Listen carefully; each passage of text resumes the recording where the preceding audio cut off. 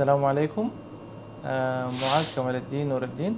اختصاصي مختبرات طبية.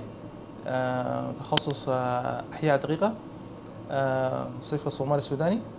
مرحبا بكم. magacaygu waa Mucaad Kamaal Eldin, xirfadle shaybaar si gooni ugu takhasusay baaritaanka jeermiska noocyadiisa kala duwan. Ku soo dhawow Hospitalka Somali Sudanese.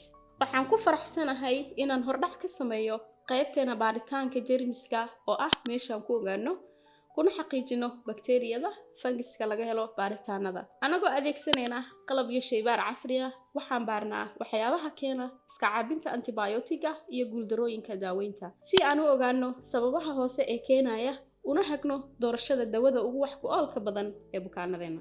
Adeegyadeena waxaa sidoo kale ka mid ah baaritaanka cudurrada ay keento cayayaanka sida ogaanshaha cudurrada duumada, malaariyada iyo fluorosiska oo lagu ogaanayo dhiigga.